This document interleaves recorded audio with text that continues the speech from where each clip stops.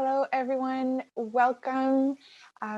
Thank you for joining us today. So we'll maybe just wait a few more minutes as people are still joining us. I'm just going to launch a quick poll just to help us know a little bit more about you, where you're from. If you could just take a few minutes to answer that poll, we would be very, very grateful. So my name is Alyssa Vaillancourt. I'm a youth project manager at the International Secretariat for Water, and I will be moderating today's amazing session that we have planned with some really, really great speakers. So I want to start by thanking all of the speakers for joining us today, because I think it's going to be a very interesting session. So just a few elements before we get started. I would ask you all to please keep your mics closed during the presentations of the speakers. So basically how we're going to go about today's session, we're going to start off, each speaker will be giving a short presentation, and then we will be going into breakout rooms. So throughout the presentations, please feel free to use the chat, ask all the questions, and then we'll definitely be able to get to all of them during the breakout sessions, where you'll get to connect and dive into all of the elements that will have been discussed during the presentation. So before we get started, to warm everybody up, I would ask you all to please write down in the chat two things. So first of all, where are you from? And in one word, what are you most looking forward to in this session? So first of all, where are you from? And second, what are you most looking forward to in this session?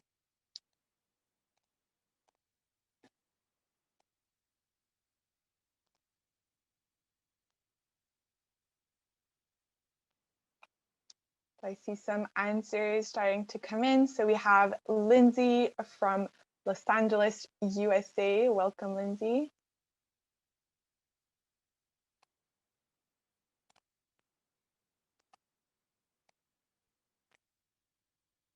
So Jana or Hannah, I'm sorry if I'm mispronouncing your name, from Beirut, Lebanon.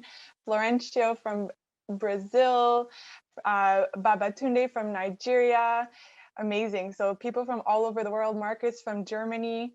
This is going to be so exciting. So thank you all for joining. So for the main goal of today's session is to understand the value of multi-stakeholder partnerships and how to interact with the diverse sectors as a young global water leader.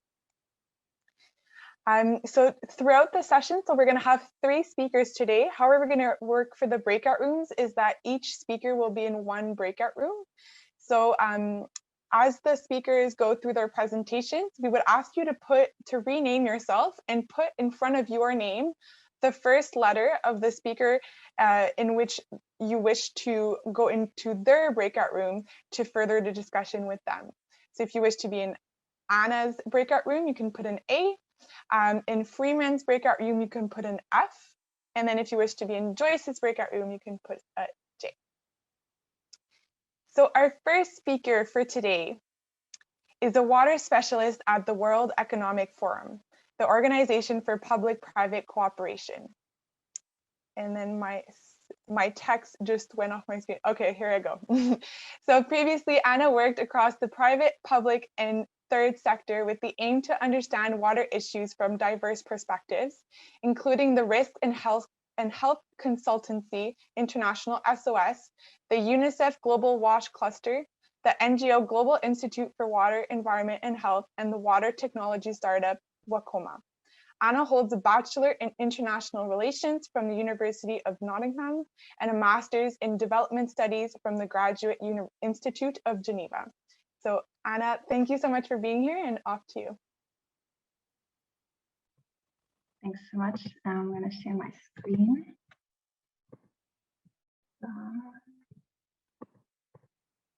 All right, you can see it, everyone? Yes? Okay, I'm seeing some notes. Okay, so yeah, first of all, thanks so much for having me here today. It's a pleasure and I'm very excited. And as already said, I'm Anna, I'm working at the World Economic Forum and I'm a water specialist. And so as I was preparing for today's session, I was like thinking, what are the key messages I would like to pass on to you all today? And I landed on two. So the first one being, I really want you to take away the importance of having an open mindset. And the second being, I'd love for you to understand like how the different sectors work and how do you speak their language. And so to kick off, I first just want to ask the question, you know, like why even build partnerships, right? Particularly in the water sector, like why is it so important? And so I found this like not the best image here, like admittedly, but I found this image on, let's say this is a little city or village, and just focusing on the public and private sector, you see here is an industry, here is urban living, so here's the city, the public sector, and they're all sharing the same river. And so in the worst case scenario, they might all be polluting the same river, right? So here's the industry, maybe discharging, let's say it's a pharmaceutical industry, and they're discharging all the rest of their production into the water.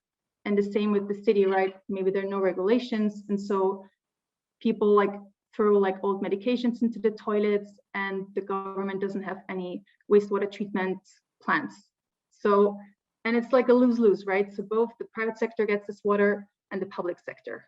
And so this is why in the water sector, I think we really have to work together. We have to say, this is a shared resource, and if I pollute it, it will affect other people.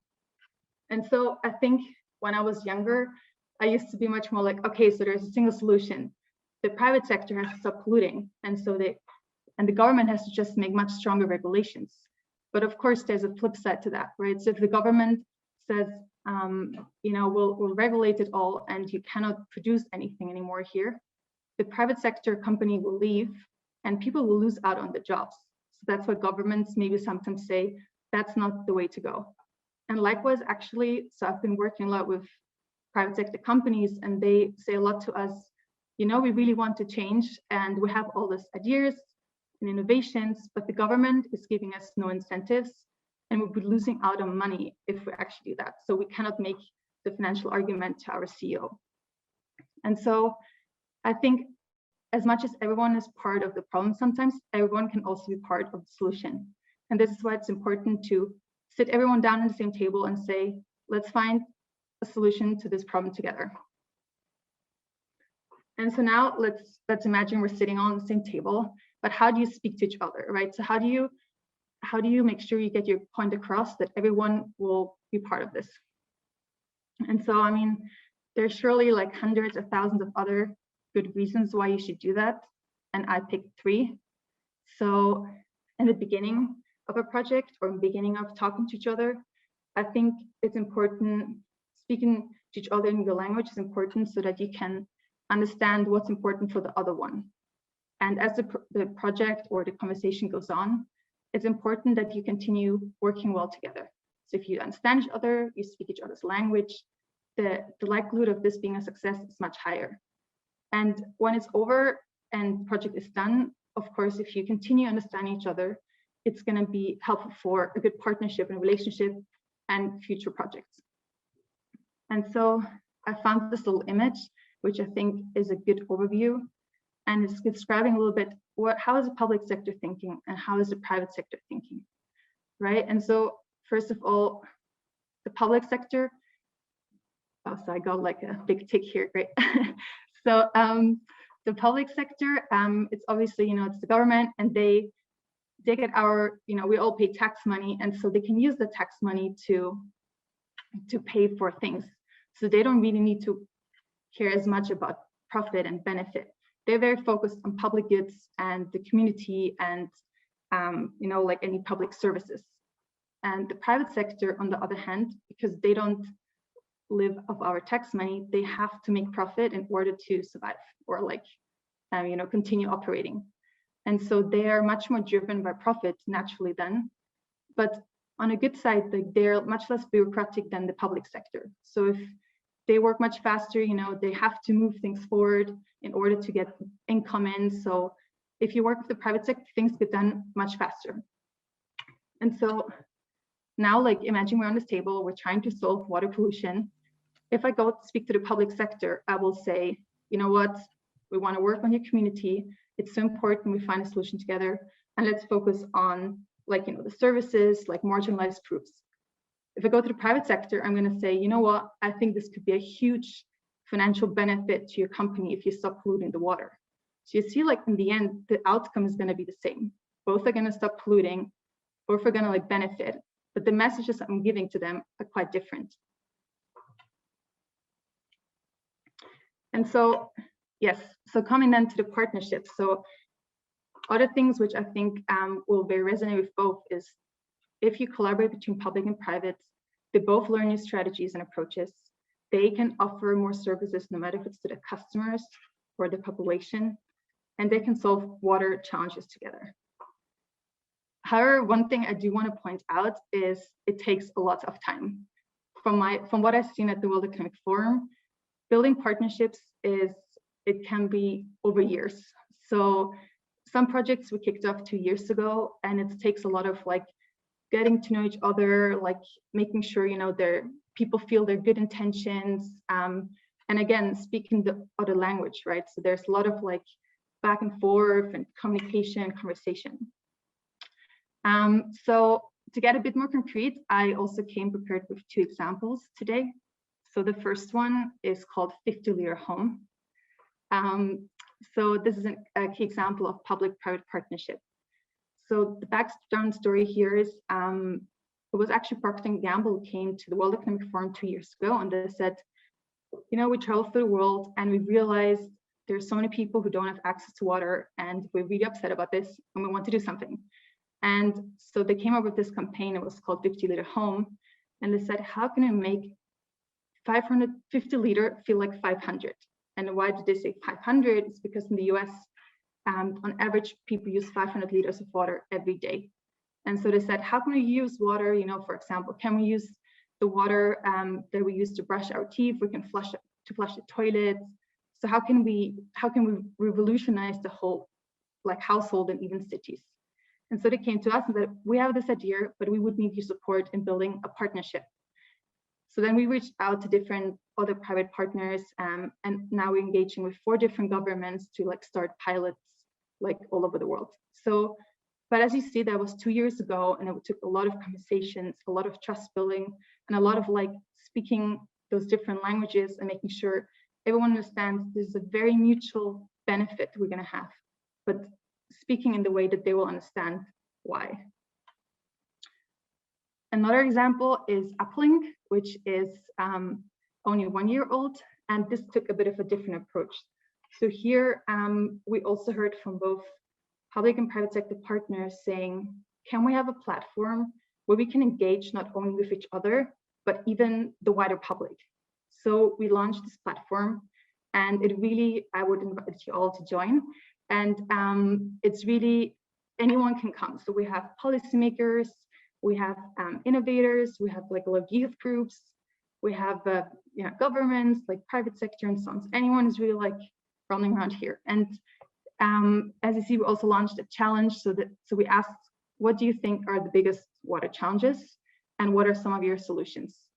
And it's a bit also for matchmaking. So for a previous challenge, we had somebody coming and saying, we know how to use solar energy to make drinking water.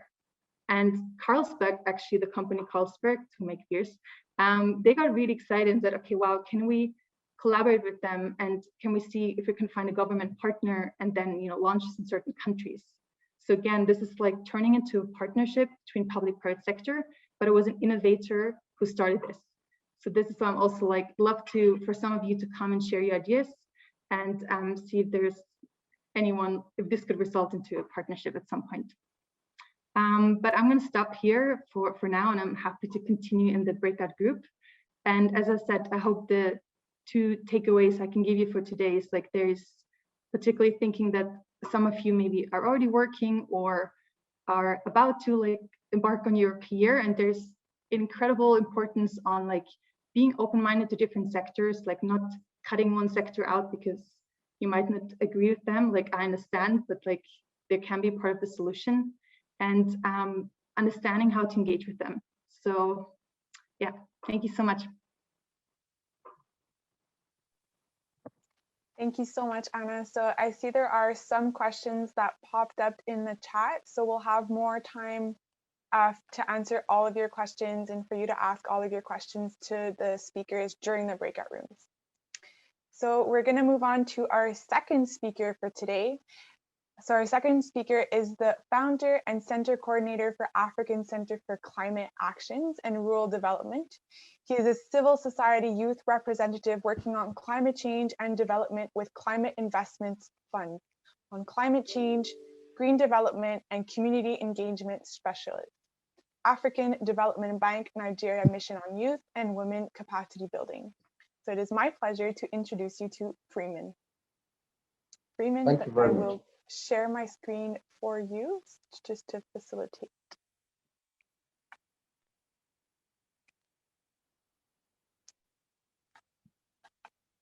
Just give me 1 second. Right, thank you.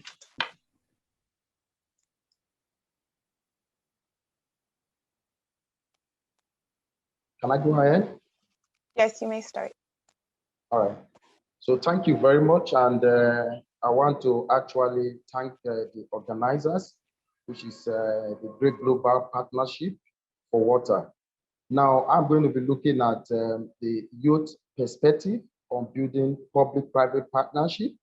And one thing is key here, we're looking at things that we already know, that there are a lot of cascading issues when it comes to water and climate change. But it is important we know what role the young people can play and how best they can push for the public-private partnership we advocate for. Next slide, please. Now, if you look at certain general belief and understanding about water, one, people think water is ever present and it appears and can be found everywhere.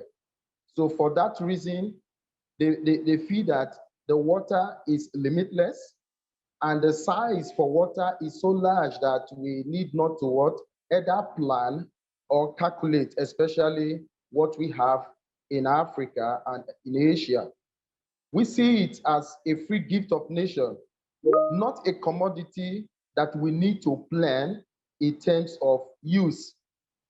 But over time, we come to understand that population increase, energy use, the demand has gone very, very high.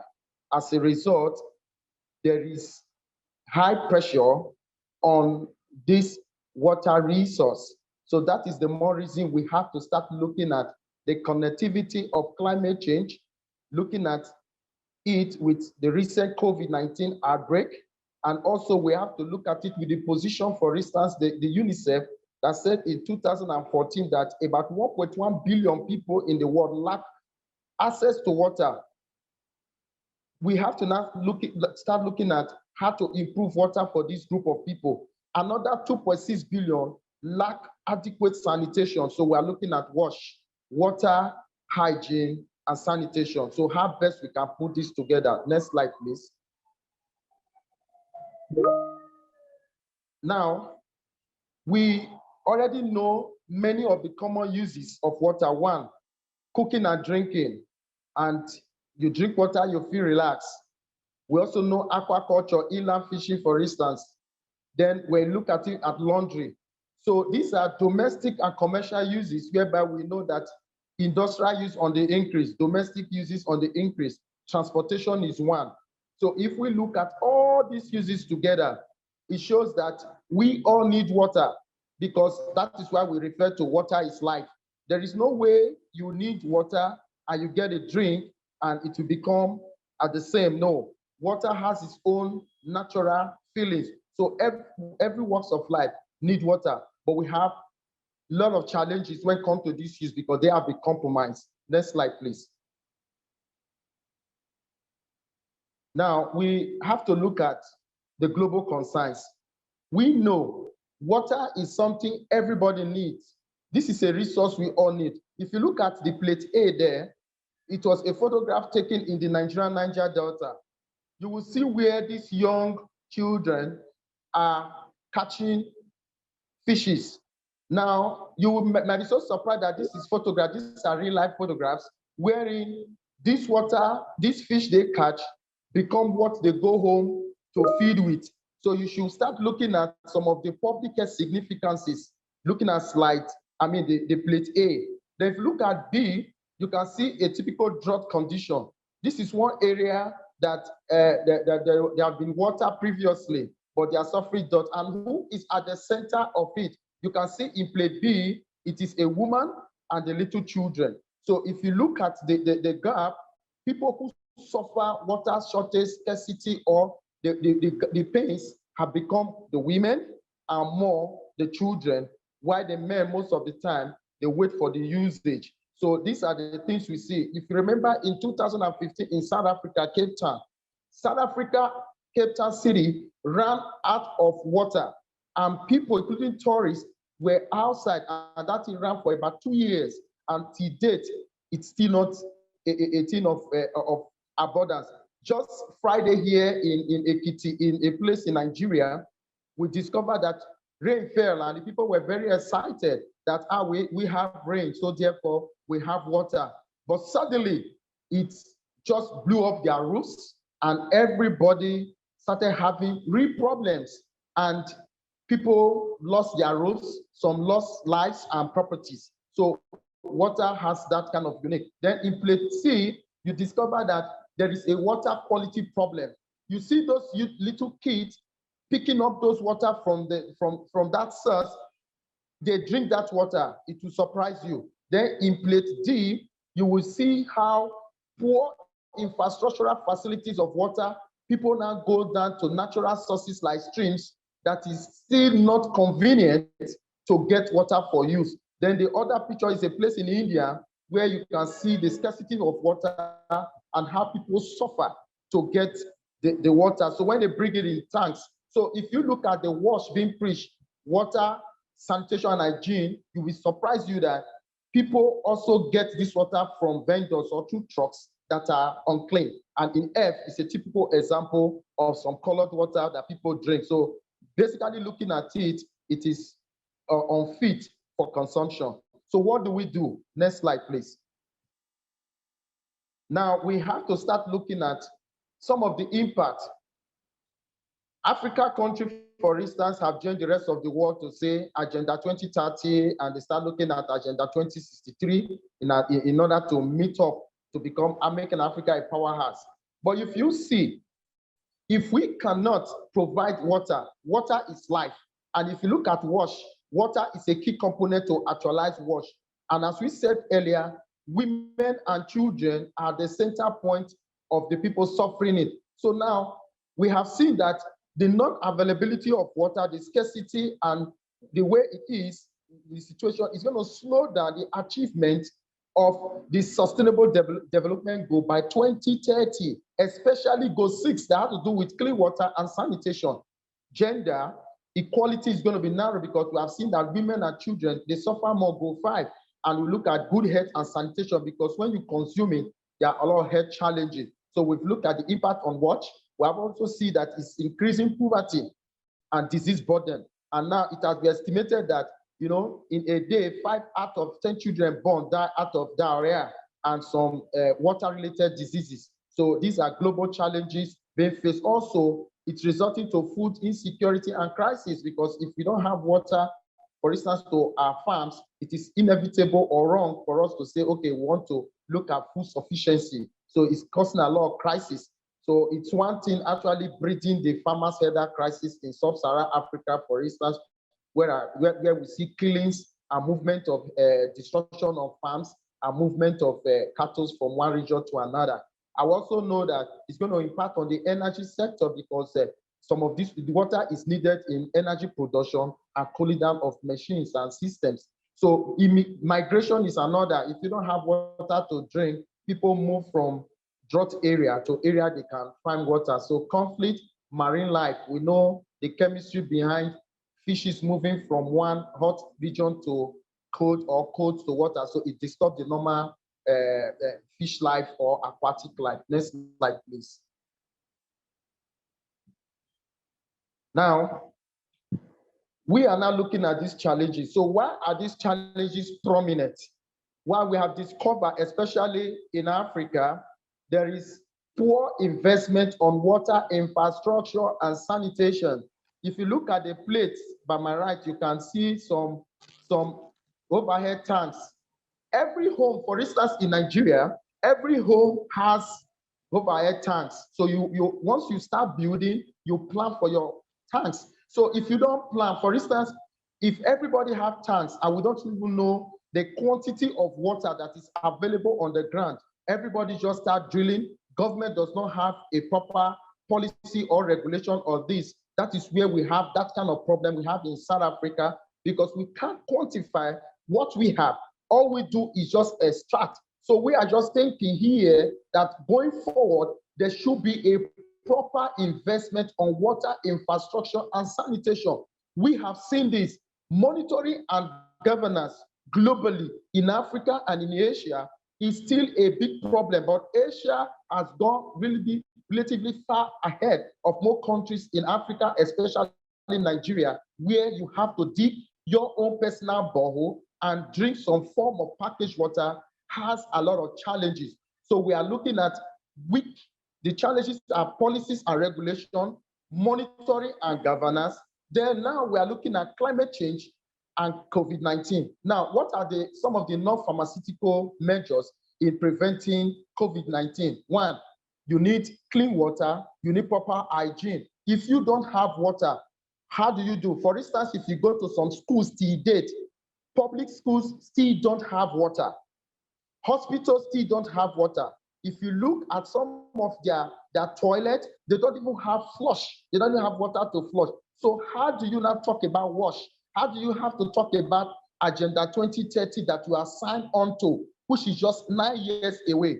So in this conversation, we have single-handedly picked up COVID-19 and climate change. Next slide, please.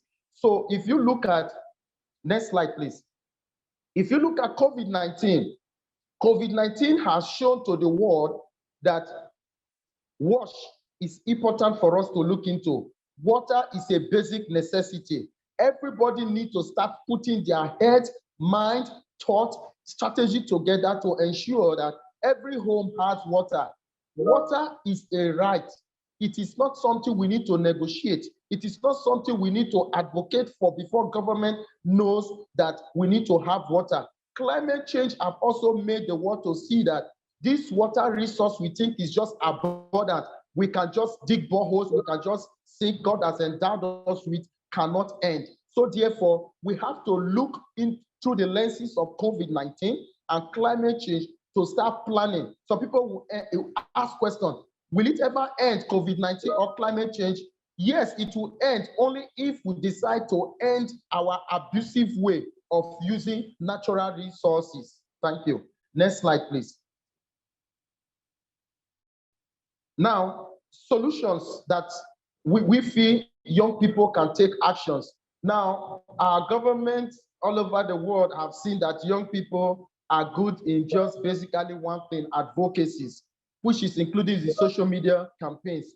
But right now, we are challenging young people here from this platform and globally from our own engagement that young people have to go beyond advocacies on social media and hold government accountable, challenge the individual government to invest into public water infrastructure and for sanitation, and also advocate and bring the public-private partnership synergy into reality.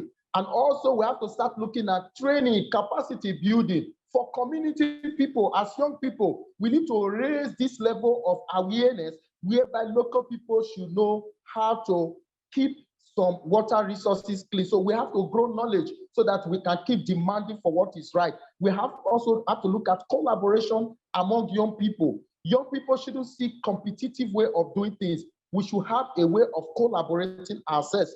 And young people should also start looking at research and innovation. Technology, young people are known to be very, very innovative. If we can deploy that knowledge into our science and into our activities, we can develop simple technologies and bring that. These days, you find out that most of the research is done globally, especially in Africa, even in Asia, the researches are kept in shelf. They don't deploy them into governance of sector. As young people, we need to push these things and work with the government through advocacy and collaboration. In that note, I now say we have to push young people into the collapsing leadership and governance all over the world, especially in Africa. You discover that leadership, governance has failed. At this reason, we have to bring the women, we have to bring young people into this playing ground to have them lead. We don't have to wait until they bring us into leadership or governance. We have to find our way in there because it is getting even more difficult. It is getting even more challenging to get there. So we have to form ourselves possibly into political parties, into community groups, into subnational group, national and international, just like the World Coalition, this Parliament for Water. We have to form to hold government accountable, and we have to pursue transparency to see that the investment they claim they have put into some of this sector, we have put in so much US amount of dollars into infrastructure development. To what extent has it met? We need to have to see a way to push for this. Next slide, please. Next slide. Now, it is a big question. Are young people ready to pay the price? That is why I put this question. There are a lot of advocacy that have gone. Young people need to look into the future. They have to start putting themselves together. Let young people not be seen alone globally to be talkers, people who just talk, people who just advocate. We need to start holding this government accountable. We have to go beyond just advocacies. We have to go beyond just what we just do in form of programs. We have to look at innovative ways. So the question is, I'm putting it back to every young person here and young leaders. Are we ready to pay the price of advocacy? Are we ready to pay the price of research and innovation? Are we ready to pay the price of collaborating with one another? Are we ready to pay the price of acquiring knowledge?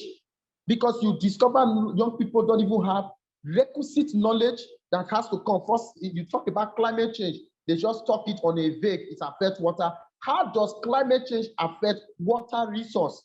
And how do we now improve it through innovation, the quality? So this question is pushed back to us.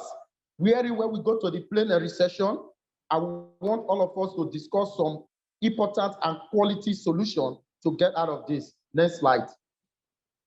And this is where I say thank you. And I say here, it is possible, young people can. Thank you very much for listening.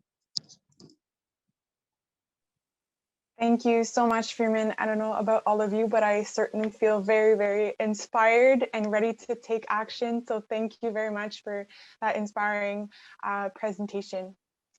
So now to our third speaker for today. Our third speaker for today is a social entrepreneur working on transboundary cooperation in the water, energy, food nexus. Graduate student in Sustainability and Adaptation Planning, Centre of Alternative Technologies, UK Young Climate Ambassador and board member of the think tank Centre for United Nations Constitutional Research. Global Youth Advisory Council, Youth Excel USA. She is also the co-founder of the following organizations: Paraguayan Youth Network for Water, Latin American Observatory of Geopolitics of Energy, Foz de Iguazu Environmental Observatory, and the Youth Collective of the Paranama Basin 3. She is also a very active member of the World Youth Parliament for Water, Student Energy, and the Climate Reality Project. I don't know if there's anything that she doesn't do. I'm so happy to introduce you to Joyce Mendez. So, Aisha, buenas tardes, good afternoon. Thank you very much for joining us. We're very exciting to stay here. Actually, I was supposed kind of to moderate, but one of my colleagues could not present. However, I'm part, as Elisa mentioned, of the Youth for Water Network. So yeah, I'm going to give you some presentation regarding a practitioner perspective into how youth we have organized ourselves in Paraguay, and from like the very empirical experience, let's say. Right, so for you to have a reference, youth, we represent around 56% of the population in our country. We are around 70 million inhabitants. So it is important to engage us. And why? Because water is a reality. If you analyze, we have a lot of aquifers and we depend as well on the water, on the right water management. So that's how we started back in 2018, before the General Assembly actually and the Water Forum in Brasilia, to start organizing the youth in order to get there, to understand, to actually be part of the development of the National Development Plan, as well as taking into account the Paris Agreement in climate change, and understanding as well the SDGs agenda, the Agenda 2030, especially the SDGs 6 and 15. So at the beginning, we realized, okay, we need to count as well with the social environmental responsibilities of several actors. We're talking about companies as well, but we also were talking about institutions like the Minister of Public Works and UNESCO and other as well, like ministers in our country. So what we wanted to do since the beginning is to create like a national declaration on youth and water, engaging these actors, like a roadmap and a plan of action for our organization. And the second was to create the Youth for Water Network to engage and to make this process. So actually the launch of the Youth for Water Network was in December in 2017, where we brought some youth, not just from Brazil, but from Paraguay, but from Brazil, Colombia, other countries, that they can also give us an example of what they have done in perspectives. And then we started working with youth from several sectors, mainly from universities, from research centers, as well from several environmental and non-environmental institutions. However, and after we realized we needed to count as well with the media.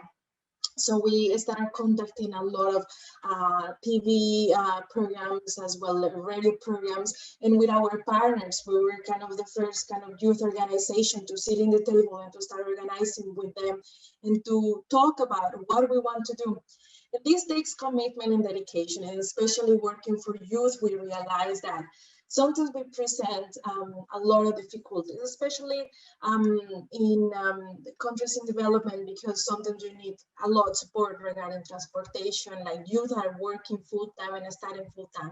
So the question is that they need to be engaged and they need to understand that the cause, especially in this case, water management, is for our future. So yeah, I'm going to present like the main topics of our declaration and actions till today, which is research, education and awareness, use of technologies, public policies. And this was the picture of kind of the first Youth for Water Forum we had in 2018. We have been doing it since then for every year. It's open for like most like youth, and the last 2 years, last year and this year, we're gonna do it online as well.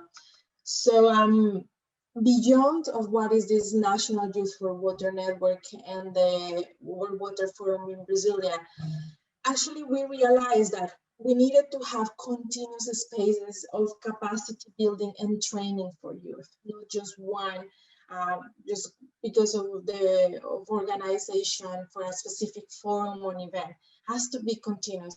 As well, we needed to organize certain groups for protection of water bodies in our countries, whereas not just the cleaning, but as well the advocacy in public policies.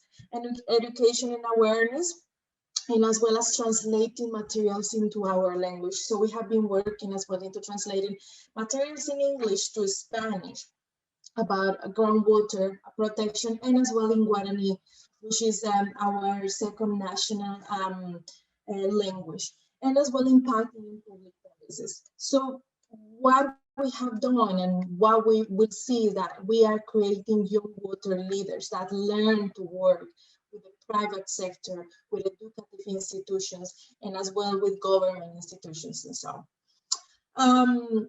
So as I said, every year we try to train youth, but after that we see the impact. So most of our youth, they have organized courses. They also have been part, as well as I said, continuously engaging in the media, talking about water publicly, educating as well in schools, participating in several sectors, because we try to tackle the problem of water in a broad perspective, in a broad language as well, to include other people and other youth. So these are some of the pictures as well of some of the water forums, useful water forums that we had in the previous years, previous the pandemics, as well we recognize the importance of engaging resource. So at the beginning, we didn't know where is the youth resourcing water in the country. So when we started doing it, we started allowing to have kind of this working group, like scientific working group, and engaging them. So actually, we were really surprised to see that youth is actually leading research in water in Paraguay. But it's not just there. We need to engage that youth and that innovation to the public sector, to the private sector, and today we have a lot of our members in strategic positions as well in several institutions. So actually till today, we see that organizations like the Ministry of Public Works, they call us for meetings as well for advice and to work together. So this is basically what I wanted to introduce you, is being more kind of, we didn't know more about the theory, or we didn't have that support before the World Water Forum about how we can start. But today, it's been 4 years of a lot of work, and we can say that, as I say, not even with pandemic, we have stopped. We see that our country has like a reality where we see the impacts of climate change. However, water is this parallel as well, like issue that connects most of the society sectors. So basically, we realized that we are not alone. We were just, I don't know how to say it, especially in English, we were like scattered, but we started getting and uniting together to move forward. And I want to bring you like a sentence in Spanish. We say, el momento es ahora, which means the moment is now, but we write ahora, which H2O, which is the formula of water. And basically, just to end now, during this week, we have done an online programming of a lot of events in Spanish. In case you know Spanish, you can go ahead and check in our fan page regarding the Water Week.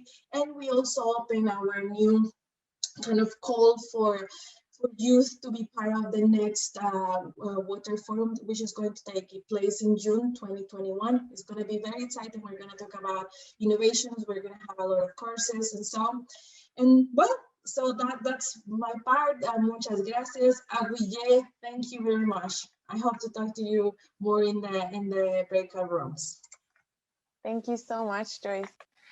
So we have about 10 minutes I see there's a lot of questions that are popping up in the chat, so we'll be able to get to all of those in the breakout rooms. So you will have about 10 minutes in your breakout rooms to go through. This is your chance to ask any questions that you might have to our three speakers for today.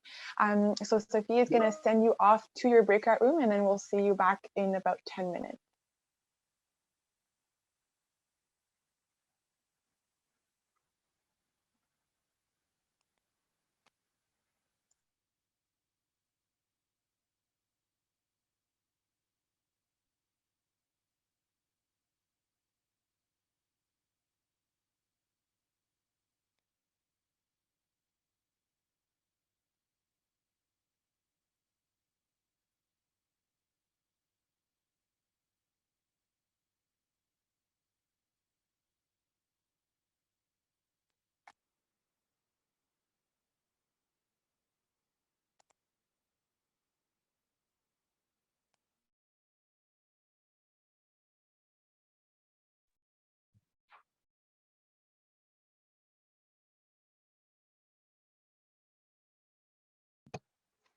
Freeman, you need to accept. I have to send you to the room 1, so you have to accept it so you can lead your breakout room. It's okay, because I was surprised the thing just went up. So it's okay. But you have to go in room 1 to speak with the participants. Okay, you sent me to room 1. The thing went off, so that's why I had to it went join off? quickly. Yes, Okay, I was okay. surprised. Oops.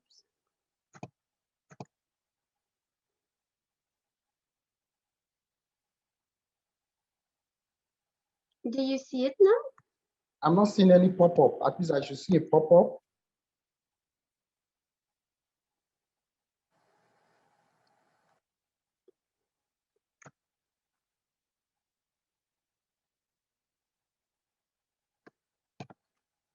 Hello guys that are still in the room with me. We are in breakout rooms now, so if you just want to accept, I think you have a pop-up message on your screen, and I'm just trying to send you to a room so you can discuss with the speakers.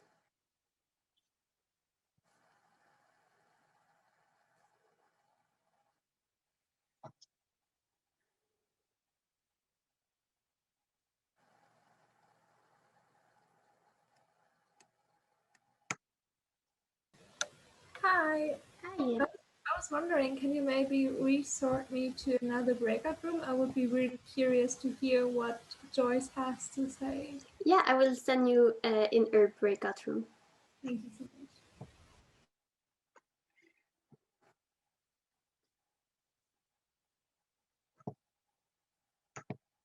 In support, but as I say, for example, we don't need to ask for a permission to stay here, and so that was the first part. And the second part as well, to have credibility as well from the government.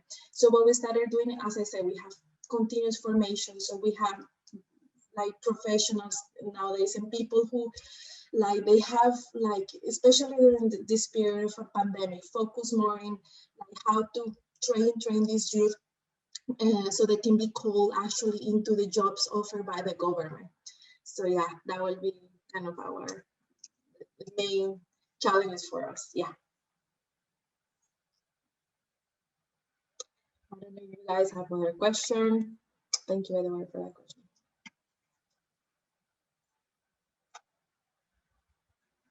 Or as I said, or maybe another comment, please go ahead.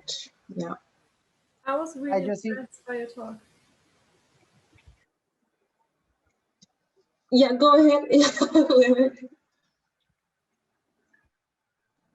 Okay, I will go. Josie, I really want to ask you, because it's really nice to know that someone in South America is working in the water sector. I mean, because I'm from Colombia, but I live in Brazil, and most of the time when we participate in those kind of events, we have a lot of people from Europe, from Africa, but a few times people from South America.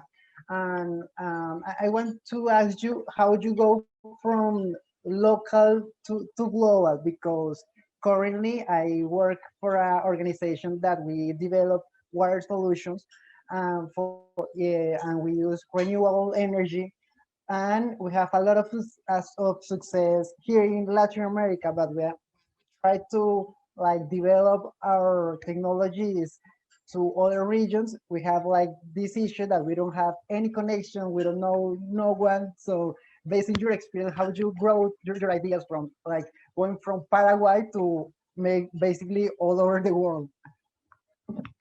So yeah, actually, Florence, thank you for your question. Yeah, and actually, it was funny because at the beginning, as I said, like I'm from the border, so it's like we're Brazil and Paraguay. So at the beginning, most of the projects and contests we were getting them because of Brazil as well. And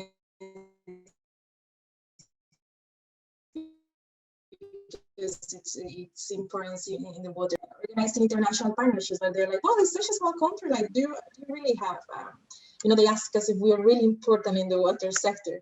However, we like the scope of partnership. So one partner that has supported us in as well, just tools and knowledge and even capacity building, is the International Secretariat of Water. They have been like a very, very key partner as well.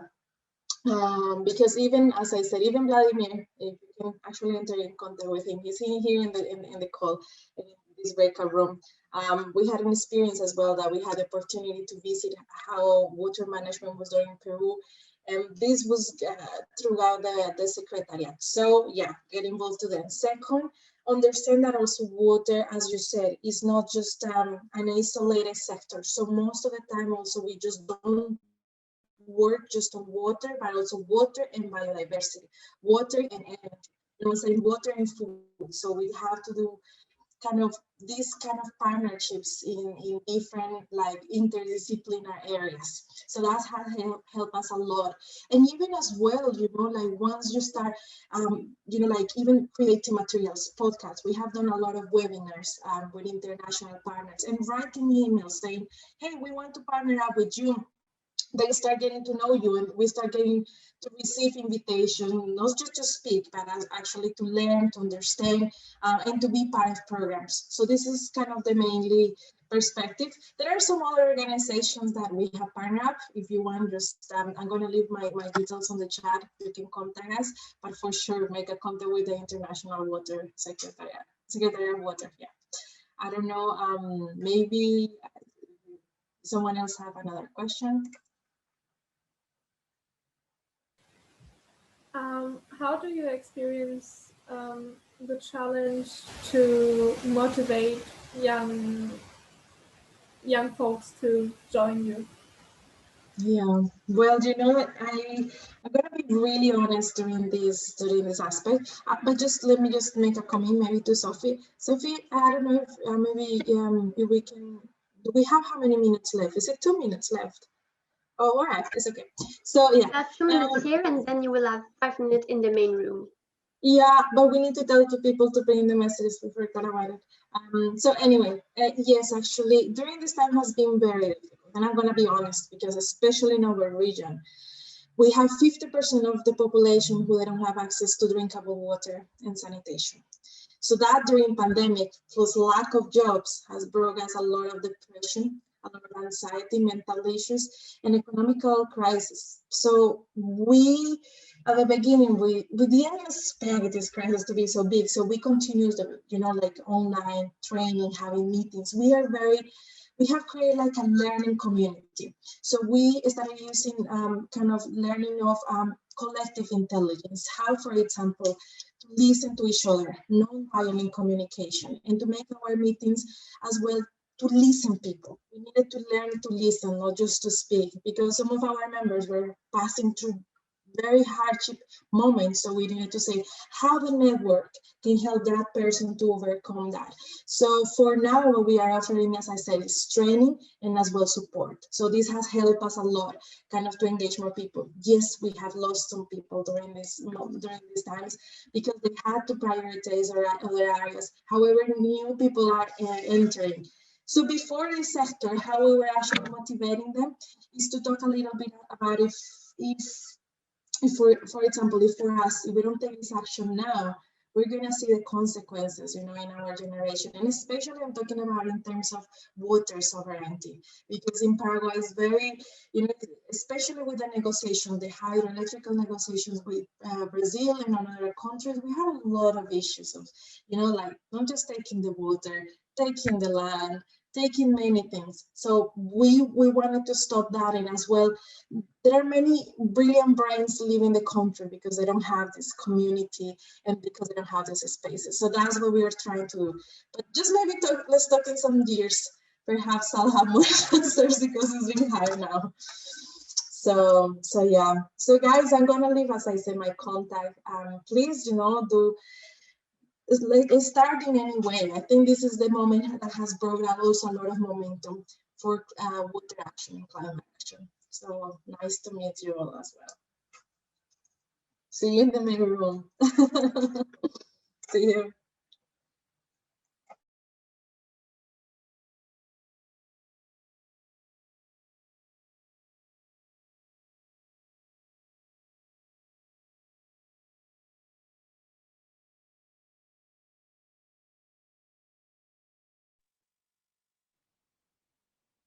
Hello, hi. Hello, everyone. Welcome back. So I'm sorry we had to cut you off. I'm sure you're all having very interesting conversations. We never have enough time, so I am sorry about that. Hopefully you'd had just enough time to ask some of your questions to our speakers. So maybe I would ask one person per breakout room just to take 1 minute, just to maybe share with us a key message or a key question, a lesson learned, something that really stood out in your discussion in your breakout room. So maybe we start with Joyce in your breakout room. Who was in my breakout room? I don't know, maybe Danielle. There were a lot of active people. Well, what I learned is just keep going no matter how hard it gets or what the challenges are. Thank you. Well, I think that sums it up quite nicely. So maybe for breakout room, the other breakout room, maybe I know Alex was in that breakout room, so I'm just going to ask Alex if you want to share with us maybe key messages that came out of your breakout room. Sure. Sorry. We had a really good discussion about the importance of starting small in some cases. It's not always one of the things you think about when we talk about public-private partnerships. It's always at a larger scale than we might personally be able to have an impact at. And we just focused on the importance of taking action in your local communities and not being overwhelmed by the scale of the tasks, taking it to a manageable scale. Thank you, Alex.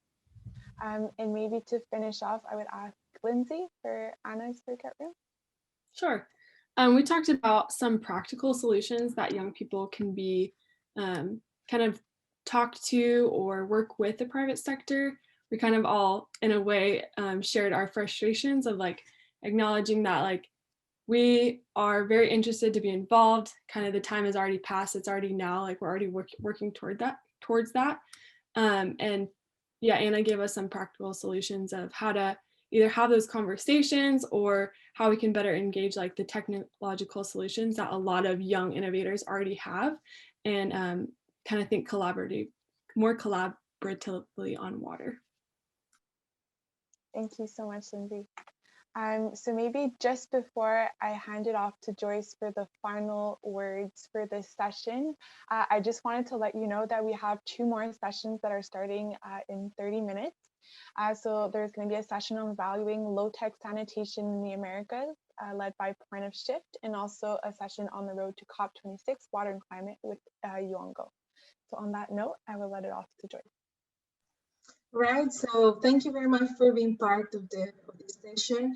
As I said, maybe I will ask Anna as well and Freeman to leave their contacts on the chat, either like I don't know, either emails to keep the conversation going.